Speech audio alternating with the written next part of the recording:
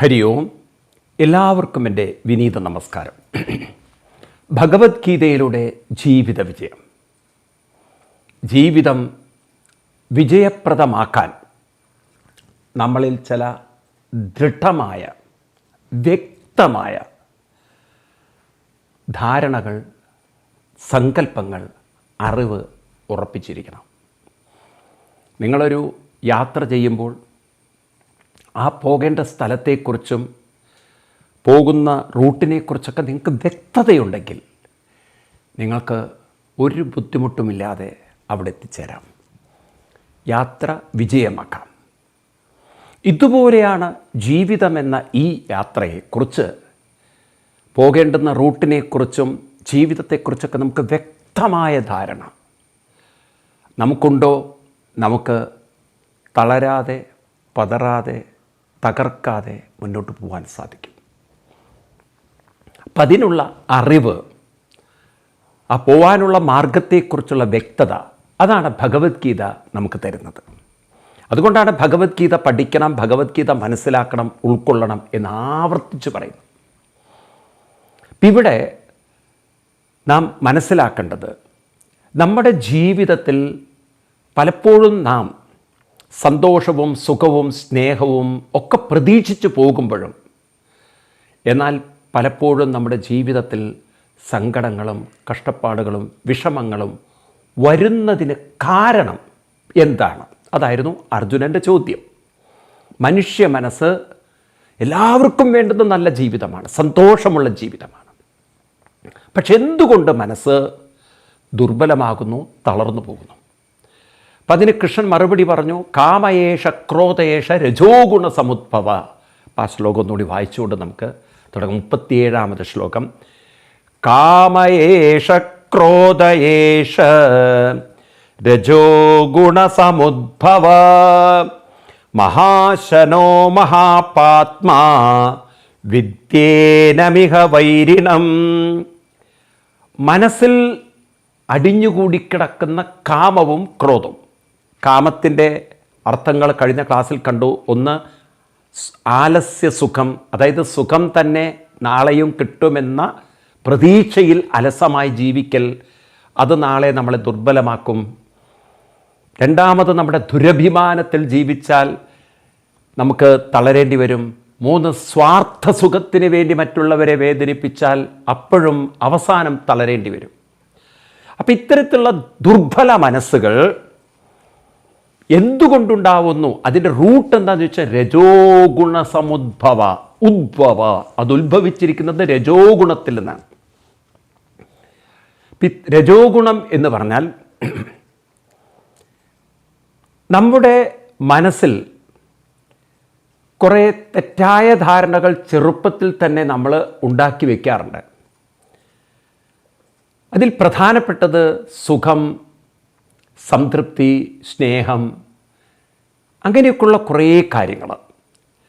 ഇതെല്ലാം പുറത്തുള്ള വസ്തുവും വ്യക്തിയും തരും. പുറത്തെവിടെ നിന്നോ തനിക്ക് കിട്ടും, മറ്റുള്ളവരിൽ നിന്ന് അത് കിട്ടും എന്നുള്ള നമ്മുടെ ഉള്ളിൽ ചെറുപ്പകാലങ്ങളിൽ അടിഞ്ഞുകൂടുന്ന കുറേ തെറ്റായ ചിന്തകൾ മനസ്സിനെ അത്തരത്തിലുള്ള സുഖങ്ങൾക്ക് വേണ്ടി റെസ്റ്റ്ലെസ് ആക്കും. ഈ രജോ ഗുണം എപ്പോഴും അല്ലെങ്കിൽ പുറത്തുള്ള ഒരു സുഖ സന്തോഷത്തെ കിട്ടുമെന്ന പ്രതീക്ഷയിൽ നമുക്കുണ്ടാക്കുന്ന അസ്വസ്ഥതയാണത്. നമ്മളിൽ തന്നെ ഉണ്ടെങ്കിൽ അസ്വസ്ഥമാവേണ്ട കാര്യമില്ല, നമ്മളിലില്ല എന്നുള്ളൊരു തോന്നൽ, പുറത്തെവിടെയാണെന്നുള്ളൊരു തോന്നൽ, അതെനിക്ക് കിട്ടും, അതിന് ഞാൻ എന്തൊക്കെയോ ചെയ്യേണ്ടതുണ്ട് എന്നൊക്കെയുള്ളൊരു ധാരണ. ഈ തരത്തിൽ മനുഷ്യൻ്റെ മനസ്സിനെ പുറത്താണ് സുഖം, പുറത്താണ് എൻ്റെ ലോകം, പുറത്ത് നാളെ എവിടെയോ എനിക്ക് സുഖം വെച്ചിരിക്കുന്നു എന്ന ധാരണ ഉള്ളിടത്താണ് ഈ കാമവും ക്രോധവും നമ്മളെ സ്വാധീനിക്കുന്നത്. അപ്പം നമ്മുടെ ഉള്ളിലുള്ളൊരു അടിസ്ഥാനമായ അന്ധവിശ്വാസത്തിൽ നിന്നാണ്, അന്ധമായ ധാരണയിൽ നിന്നാണ് അന്ധമായ ചില തെറ്റായ അറിവിൽ നിന്നാണ് ഈ കാമക്രോധങ്ങൾ നമ്മുടെ ഉള്ളിൽ രൂപപ്പെടുന്നത്. അപ്പം അതുകൊണ്ട് ചെറുപ്പത്തിൽ തന്നെ നമുക്ക് മനസ്സിലാക്കേണ്ടതുണ്ട്, പുറത്താണോ സുഖം, അകത്താണോ സുഖം? എന്താണ് സുഖം? ഈ വാക്കിൻ്റെ അർത്ഥം നമ്മൾ ശരിക്കും മനസ്സിലാക്കണം. എന്താണ് സുഖം? പുറത്താണ് സുഖം എന്ന് നമ്മൾ ചെറുപ്പത്തിൽ, കാരണം കണ്ണൻ്റെ കാഴ്ച കൊണ്ട് സുന്ദരമായ കാഴ്ച എന്തൊരു സുഖമാണ്, നല്ല കാറ്റ്, ഇങ്ങനെ തണുത്ത കാറ്റ് ചൂടിൽ തട്ടും, എന്തൊരു സുഖമാണ്. ഇതൊക്കെ നമ്മൾ പുറത്താണ്. അപ്പം നമ്മളങ്ങനെ തെറ്റിദ്ധരിക്കുകയാണ്, പുറത്തൊരു സുന്ദര ലോകമുണ്ട്, അത് വാർത്തെടുക്കണം, അതിന് പണം വേണം, നല്ല സുഖ സൗകര്യങ്ങളിൽ ജീവിക്കാൻ. ഇതൊക്കെയാണ് നമ്മുടെ ധാരണ. പക്ഷേ ഇത് നമുക്ക് ജീവിതത്തിൽ നിന്നും നമ്മൾ മനസ്സിലാക്കുന്ന ചില യാഥാർത്ഥ്യങ്ങളുണ്ട്. സുഖം പുറത്തല്ല, സുഖം അകത്താണ്, മനസ്സിലാണ്. സുഖം എന്നത് മനസ്സിലാണെന്നത് അത് വ്യക്തമായില്ല. സുഖം മനസ്സിലാണെന്നുള്ളത്, അതായത് സുഖം എന്നത് മനസ്സിൻ്റെ ശാന്ത അവസ്ഥയിലാണ് സുഖം നമ്മൾ അറിയുന്നത്. ഈവൻ നിങ്ങൾ ഭൗതിക വസ്തുക്കൾ കാമിക്കുമ്പോഴും മോഹിക്കുമ്പോഴും ഭോഗിക്കുമ്പോഴും അനുഭവിക്കുമ്പോഴും മനസ്സ് കെട്ടടങ്ങുന്നത് കൊണ്ടാണ്, ശാന്തമാകുന്നതുകൊണ്ടാണ് ആ സുഖം നിങ്ങൾക്ക് അനുഭവിക്കാൻ പറ്റുന്നത്. മനസ്സെന്നൊരു മീഡിയത്തിലൂടെ മാത്രമേ, മനസ്സെന്നൊരു ഉപാധിയിലൂടെ മാത്രമേ നമുക്ക് സുഖം എന്താണെന്ന് അറിയാനും അനുഭവിക്കാനും പറ്റുള്ളൂ. അപ്പം മനസ്സ് എത്രമാത്രം റെസ്റ്റ്ലെസ് ആണോ, ക്രോധത്താലും ദ്വേഷത്താലും വിദ്വേഷത്താലും ഈ ജന്മമല്ല 100 ജന്മെടുത്താലും സുഖം കിട്ടാൻ പോകുന്നില്ല. കാരണം അങ്ങനെയുള്ള മനസ്സുകൾക്കൊരിക്കലും ശാന്തമാവാൻ സാധ്യമല്ല. ശാന്തതയില്ലാത്ത മനസ്സിന് കുതസുഖം. എവിടെയാണ് സുഖം? അപ്പം മനസ്സിൻ്റെ ശാന്തതയിലാണ് സുഖത്തിൻ്റെ തീവ്രത. കുട്ടികൾക്ക് എന്തുകൊണ്ടാണ് കൂടുതൽ സുഖം തോന്നുന്നത്? അവരുടെ മനസ്സ് പൊതുവെ ശാന്തമാണ്.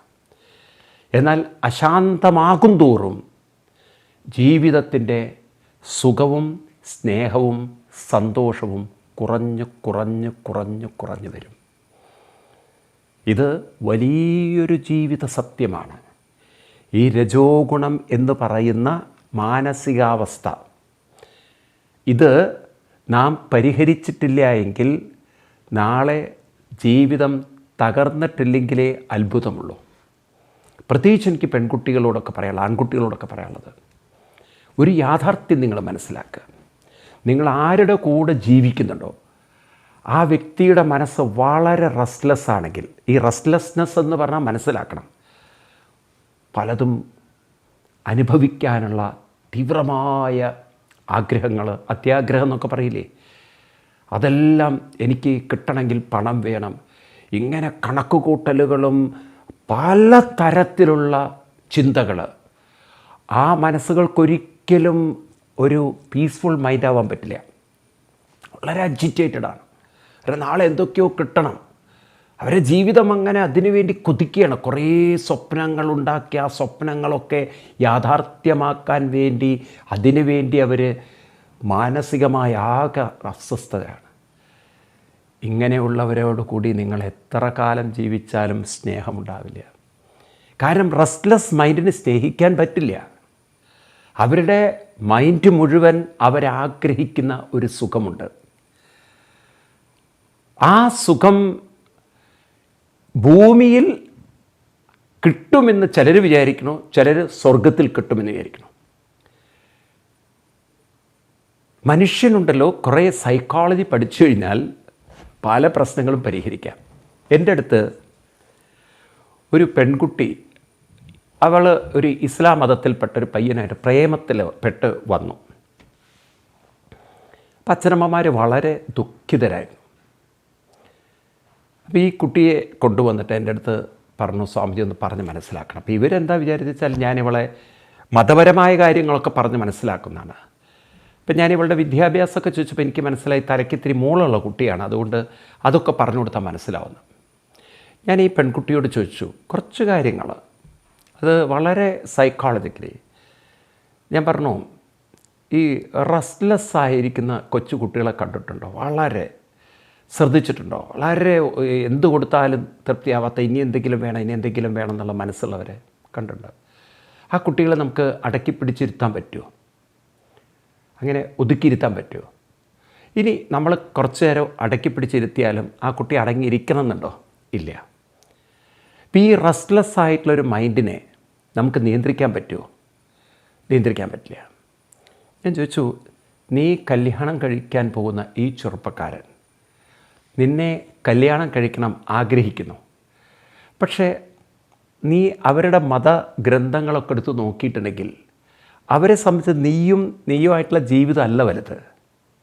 അവർക്ക് ആകാശത്തിൻ്റെ അപ്പുറത്തൊരു സ്വർഗമുണ്ടെന്നും ആ സ്വർഗത്തിലാണ് സുഖമെന്നും ഭൂമി മുഴുവൻ നരകമാണെന്നും അവിടെയാണ് യഥാർത്ഥ സുഖമിരിക്കുന്നതെന്നും അതൊക്കെ പഠിപ്പിക്കുന്ന ഒരു മതഗ്രന്ഥമാണ് അവരുടെ കയ്യിലുള്ളത്.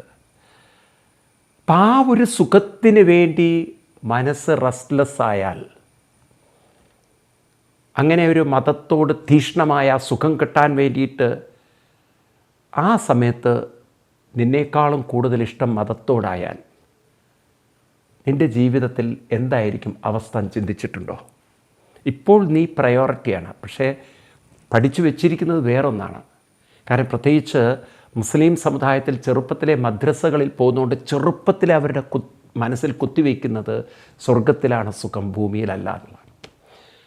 അതുകൊണ്ടാണ് ഒരു രാജ്യത്തോടല്ല അവർക്ക് മതത്തോടും മതത്തിൽ പറഞ്ഞിരിക്കുന്ന സ്വർഗത്തോടൊക്കെയാണ്. അപ്പോൾ ദൈവത്തിൻ്റെ വിശ്വസ്തനായി മാറുക, എന്നാലേ ദൈവം വലിയ വലിയ സുഖങ്ങളൊക്കെ അവിടെ കൊടുക്കുള്ളൂ എന്നാണ്. ഇതങ്ങനെ തലയിൽ ഉറച്ചുപോയൊരു സമൂഹത്തിന് ഈ ഭൂമിയിൽ എന്തിനോട് കടപ്പാടുണ്ടായിരിക്കും? അപ്പോൾ തൽക്കാലം നിന്നെ സ്നേഹിച്ച് കുറച്ച് അയാളുടെ കാമനകൾ കെട്ടടങ്ങിക്കഴിഞ്ഞാൽ പിന്നെ അയാളുടെ സ്വർഗ്ഗസുഖത്തിലേക്ക് പോകുന്ന ഒരാളെയാണോ നിനക്ക് വേണ്ടെങ്കിൽ കൂടെ പോയിക്കോളൂ. പക്ഷേ സൈക്കോളജിക്കലി ഇതാണ് ഞാൻ പറഞ്ഞത്, മനസ്സ് റെസ്റ്റ്ലെസ് ആയിട്ടുള്ള ഒരാളെയും പ്രേമിക്കാൻ പോകരുത്. കാരണം ഇന്ന് നിനക്ക് തോന്നും ശരിയാണ്, പക്ഷേ നാളെ ആ മനസ്സ് കൂടെ ഉണ്ടാവില്ല. കാരണം മനസ്സിന് കൂടെ ഉണ്ടാവാൻ പറ്റില്ല. കാരണം മൈൻഡ് റെസ്റ്റ്ലെസ് ആണ്. രജോ ഗുണ സമുദ്ഭവ, അതിൻ്റെ കാമനകൾ വേറെയാണ്.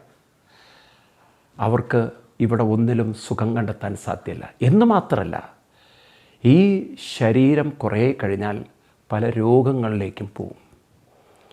മനസ്സ് ശാന്തമല്ലാത്തവരുടെ ശരീരം രോഗത്തിൻ്റെ ശരീരമാണ്. കാരണം ശരീരത്തിന് താങ്ങാൻ പറ്റില്ല ഈ മനസ്സിൻ്റെ അസ്വസ്ഥതകൾ. നിങ്ങൾ നോക്കൂ, ഈ പറയുന്നതിലൊക്കെ ഞാൻ പറയുന്നതിൽ അർത്ഥമുണ്ടോയെന്ന്. കൂടുതൽ അന്ധമായ മത ചിന്തകൾ തലയിൽ കയറിയ ആളുകൾ, അവരുടെ മനസ്സ് വളരെ റെസ്റ്റ്ലെസ് ആയിരിക്കും.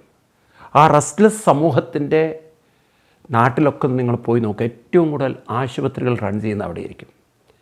ശാന്ത മനസ്സുള്ള ആളുകളുടെ സമൂഹത്തിൽ നിങ്ങൾ ഹോസ്പിറ്റലുകൾ വളരെ കുറവായിരിക്കും. കാരണം അവർക്ക് ആശുപത്രിയിൽ പോകേണ്ട ആവശ്യം വരില്ല.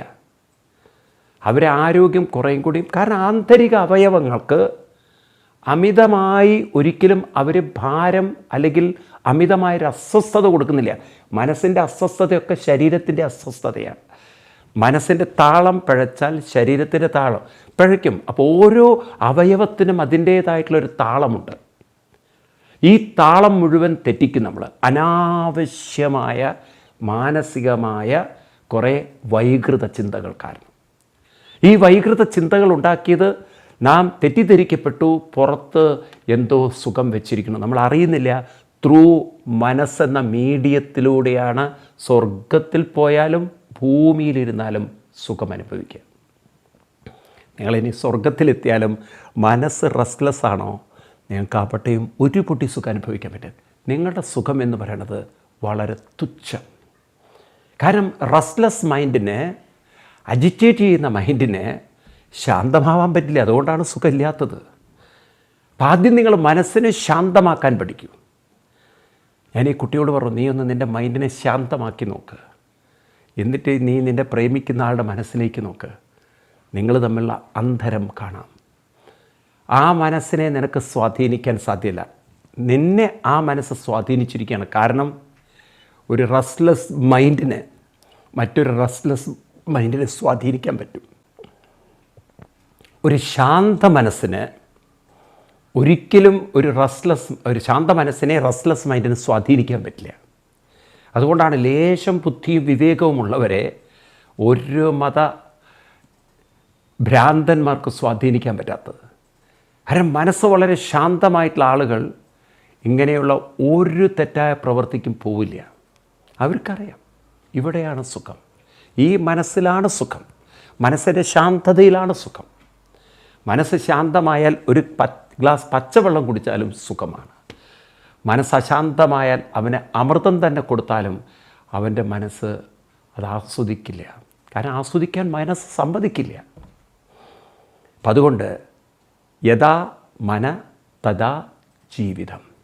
ഓർത്തു വെച്ചോളൂ, നിങ്ങൾ മനസ്സ് വിട്ടിട്ട് നിങ്ങളൊരു ജീവിതമുണ്ടെന്ന് കരുതരുത്. ആ മനസ്സിനെ നേരെയാക്കാതെ നിങ്ങൾ ഇവിടുന്ന് എന്ത് തന്നെ തലകുത്തി മറിഞ്ഞിട്ടും കാര്യമില്ല. ഇവിടെ രാഷ്ട്രീയക്കാർക്ക് ഘോരഘോരം പ്രസംഗിക്കാം, ഇവിടെ നമുക്ക് നല്ലൊരു ജീവിതം ഉണ്ടാക്കണം, ഇവിടെ നല്ലൊരു ലോകം വാർത്തെടുക്കണം. പക്ഷേ നല്ലൊരു മനസ്സില്ലാത്തടത്ത് എന്ത് നല്ല ലോകം. ഇന്ന് പാകിസ്ഥാൻ്റെയൊക്കെ അവസ്ഥ കണ്ടില്ലേ?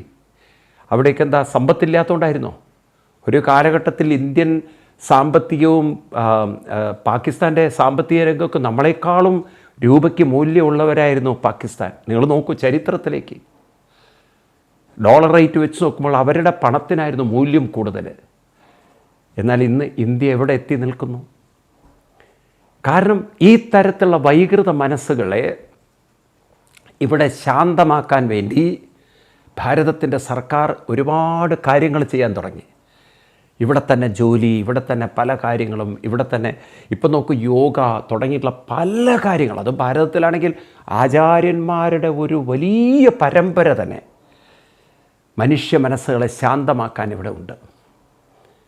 യോഗയിലൂടെ, പലതരത്തിലുള്ള ശ്വസന പ്രക്രിയയിലൂടെ, ആധ്യാത്മിക വിചാരങ്ങളിലൂടെ, നമ്മുടെ പാരായണ കാര്യങ്ങളിലൂടെ. അപ്പം അതുകൊണ്ടൊക്കെയാണ് ഭാരതത്തിൻ്റെ ഹിന്ദു സംസ്കൃതി ഇവിടെ സുദൃഢമായി നിന്നത്. അസ്വസ്ഥ ചിന്തകളുള്ള ഒരു മതവും ഇവിടെ സ്ഥായിയായി നിൽക്കാൻ പോകുന്നില്ല. അതൊക്കെ തൽക്കാലം ഒരു ബഹളം ഉണ്ടാക്കും, പക്ഷെ സ്ഥിരമായി നിൽക്കില്ല അത്. എന്നാൽ ശാന്തതയുള്ളൊരു മതം, ശാന്ത സംസ്കാരമുള്ളൊരു മതം, അതിവിടെ ആഴത്തിൽ വേരുന്നു. മറ്റതെല്ലാം ഒരു ഇടിമിന്നൽ വന്ന് പെരുമഴ പെയ്യുന്ന കുറേ അസ്വസ്ഥത ക്രിയേറ്റ് ചെയ്ത് കുറച്ച് നാശനഷ്ടങ്ങൾ ഉണ്ടാക്കിയിരിക്കാം. പക്ഷെ പൊതുവെ അന്തരീക്ഷം എപ്പോഴും ശാന്തതയാണ്. ശാന്ത അന്തരീക്ഷത്തിലെ ഈ പ്രപഞ്ച വ്യവസ്ഥ നടക്കുകയുള്ളൂ. ഒരിക്കലും അസ്വസ്ഥമായിട്ടൊരു പൂവിന് വിരിയാൻ പറ്റില്ല. ശാന്തതയിലെ പൂ വിരിയുള്ളൂ. അസ്വസ്ഥമായ ഒരവസ്ഥയിൽ ഇന്നുവരെ ഒരു അമ്മയുടെ ഗർഭപാത്രത്തിലും കുട്ടി വളർന്നിട്ടില്ല.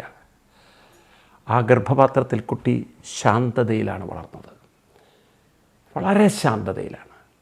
അമ്മ അസ്വസ്ഥയാണെങ്കിൽ ആ കുട്ടിക്ക് കുറേ അസ്വസ്ഥതകളുണ്ടാവും. അതുകൊണ്ടാണ് പ്രസവം കുറേ ദുരിതമാവുന്നതും. എന്നാലൊരു ശാന്ത മനസ്സോടുകൂടി തൻ്റെ ഗർഭം ചുമന്ന അമ്മയ്ക്ക് നല്ല പ്രസവമേ ഉണ്ടാവുള്ളൂ. അപ്പം അതുകൊണ്ട് മനസ്സ് വളരെ ഇമ്പോർട്ടൻ്റാണ്. അതാണ് ഇവിടെ കൃഷ്ണൻ പറയുന്നത്, രജോ ഗുണ സമുദ്ഭവ. മനസ്സ് അനാവശ്യമായി ഒരു സുഖത്തിന് വേണ്ടി അസ്വസ്ഥമാക്കിക്കൊണ്ടിരുന്നാൽ, അല്ലെങ്കിൽ ഇപ്പോൾ കയ്യിലില്ലാത്തതിനെക്കുറിച്ച്, പണത്തെക്കുറിച്ച്, പദവിയെക്കുറിച്ച്, സുഖങ്ങളെക്കുറിച്ച് അനാവശ്യമായി അത് അസ്വസ്ഥമാക്കിയാൽ ഇവിടുത്തെ ജീവിതവും താളം തെറ്റും. എന്ന് മാത്രമല്ല, ഈ അസ്വസ്ഥ ചിന്തകളുമായി പോകുന്നവരെല്ലാം അവസാനം കണ്ടിട്ടുള്ളത് നരക ജീവിതമാണ്. കാരണം മരണം പോലും അവർക്ക് ദുരിതമാണ്, വളരെ വിഷമകരമാണ്. ഇവിടുത്തെ സുഖവും പോയി, അവസാനം ശരീരത്തിൻ്റെ ആരോഗ്യവും എല്ലാം താളം തെറ്റി. അതുകൊണ്ട് മഹാശനോ, ഇത് എത്ര കൊടുത്താലും തൃപ്തി വരില്ല. ഈ മനസ്സ് എത്ര നിങ്ങൾ അനുഭവിച്ചോളൂ ഈ ലോകത്തുള്ള സുഖങ്ങൾ, മനസ്സിന് തൃപ്തിയായി എന്നുള്ളൊരവസ്ഥ വരില്ല. അതെന്തുകൊണ്ടാണത്? കാരണം ശ്രദ്ധിക്കുക, ഈ മനസ്സിനെ നമ്മൾ തൃപ്തിപ്പെടുത്താൻ നോക്കുന്നത് പല വിഷയങ്ങളിലൂടെ, ഇന്ദ്രിയങ്ങളിലൂടെ അത് അനുഭവിച്ച് നമ്മൾ തൃപ്തിപ്പെടുത്താൻ നോക്കുമ്പോൾ അത് താൽക്കാലികമായൊരു നമ്മുടെ ആഗ്രഹം കെട്ടടങ്ങുക, അല്ലെങ്കിൽ നമ്മുടെ ശരീരത്തിൻ്റെ ചില പ്രക്രിയകൾ അതൊന്ന് തൃപ്തമാവുക. ഇപ്പം നിങ്ങൾ ഇഷ്ടപ്പെട്ട ആഹാരം കഴിച്ചാലും നിങ്ങളുടെ ഉള്ളിൽ നിന്ന് മതി എന്നുള്ളൊരവസ്ഥ വരുമ്പോൾ പിന്നെ നിങ്ങൾക്കത് അനുഭവിക്കാൻ പറ്റില്ല. പിന്നെ നിങ്ങൾക്കത് അസ്വസ്ഥതയാണ്, കൂടുതൽ വിഷമമാണ്. നിങ്ങൾ എത്ര ആഹാരം കഴിച്ചു നോക്കൂ, അത് നിങ്ങളുടെ ശരീരത്തിന് താങ്ങാൻ പറ്റുന്നൊരവസ്ഥയുണ്ട്. അതുപോലെ ഏത് സുഖവും ശരീരത്തിന് അതിൻ്റെ ഒരു അവസ്ഥയുണ്ട്. അത് കഴിഞ്ഞു കഴിഞ്ഞാൽ പിന്നെ ശരീരം അത് റിജക്റ്റ് ചെയ്യും. ഒരു സുഖത്തിനൊക്കെ പരിധിയുണ്ട്. പരിധി ശരീരം വെച്ചതുകൊണ്ട്, ഇന്ദ്രിയങ്ങൾ വെച്ചതുകൊണ്ട് നിങ്ങൾക്ക് ഏത് സുഖവും അതിൻ്റെ പരിപൂർണതയിൽ അനുഭവിക്കാൻ പ്രകൃതി അനുവദിക്കില്ല. നിങ്ങൾക്ക് ആഗ്രഹിക്കാം, നിങ്ങൾക്ക് എത്ര സുഖം വേണമെങ്കിലും ആഗ്രഹിക്കാം. പക്ഷേ മഹാശനോ, ഇത് കെട്ടടങ്ങാത്ത അഗ്നിയാണ്, കെട്ടടങ്ങില്ല അത്. അപ്പം അതുകൊണ്ട് മനസ്സിനെ ഒന്ന് യഥാർത്ഥ സുഖത്തിലേക്ക് കൊണ്ടുപോകാൻ എന്താ വേണ്ടത്? മനസ്സിനെ കെട്ടടക്കാൻ നോക്കണം. അല്ലാതെ മനസ്സിനെ സുഖം കൊടുത്ത് കെട്ടടക്കാൻ നിങ്ങൾ നോക്കിയാൽ തൃപ്തി ഒരിക്കലും അതിൻ്റെ ഉള്ളിൽ നിന്ന് പോകാൻ പോകുന്നില്ല. അതുകൊണ്ടാണ് വാർദ്ധക്യത്തിൽ പോലും ആളുകളുടെ ഉള്ളിൽ വേണ്ടാത്തതായ കാമനകളും മറ്റും കെട്ടിക്കിടക്കുന്നത്. കാരണം മനസ്സിൽ തൃപ്തി വരില്ല. ശരീരത്തിന് പരിധിയുണ്ട്, എല്ലാറ്റിനും പരിമിതിയുണ്ട്. അതിൻ്റെ ഒരു പ്രായം കഴിയുന്നാൽ കഴിഞ്ഞു കാര്യങ്ങൾ. മനസ്സിൽ അങ്ങനെയല്ല, ആഗ്രഹങ്ങൾക്കൊരിക്കലും പ്രായമില്ല. ആഗ്രഹങ്ങൾ അപ്പോഴും വളരെ ഊർജ്ജമായിട്ട് നിൽക്കുകയാണ്. അപ്പം അതുകൊണ്ട് എന്ത് വേണം? ചിത്തവൃത്തി നിരോധ.